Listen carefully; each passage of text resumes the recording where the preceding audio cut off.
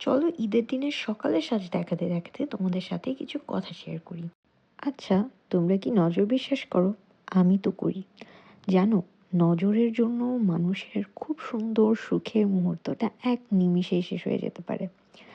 এই যে সোশ্যাল মিডিয়াতে সবাই সবার সুখের আর সাকসেসের স্টোরি বলতে ব্যস্ত, এই জিনিসগুলোর মধ্যে কেউ কখনো ভেবেই দেখে নাই যে এই জিনিসগুলো দেখার পর, এই সাকসেসগুলো দেখার পর অনেকের মনে অনেক কিছুই আসতে পারে, জেলাসি, হিংসা, এই সব কিছু থেকেই নজর লাগতে পারে। নজরটা আসলে সবাই ইচ্ছা করে দেয় ব্যাপারটা এমনও না। আমি কোথাও পড়েছিলাম, কেউ যদি কারো সাকসেস দেখে নিজের উপর ব্যর্থতার আফসোস করে দীর্ঘ নিঃশ্বাস ফেলে, সেক্ষেত্রেও কিন্তু মানুষের নজর লাগে। এটা ইন্টেনশনালি কাউকে নজর দিতে হবে ব্যাপারটা এমনও না। আর এই জন্যই হয়তো বা এত নজরের কথা চারপাশে বেশি শোনা যাচ্ছে।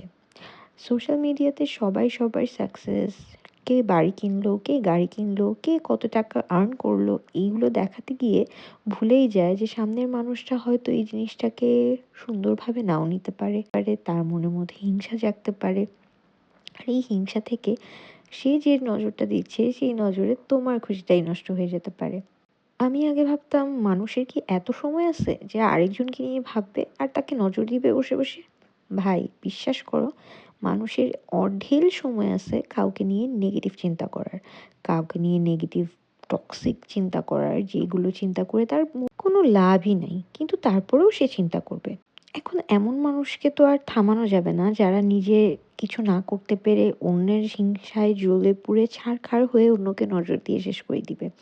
তাহলে যেটা করতে পারি সেটা হচ্ছে, আমরা নিজেরাই চাইলে কিন্তু নিজেদের সাকসেস, নিজেদের আর্নিং, নিজেদের খুশির জিনিসগুলো কিছুটা হাইড করে রাখতে পারি, যতটুকু হাইড করা সম্ভব।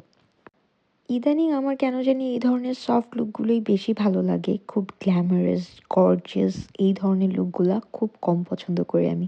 আর এই জন্যই এরকম একটা লুক শেয়ার করলাম। নেক্সট ভিডিওতে আবার দেখা হবে, বাই।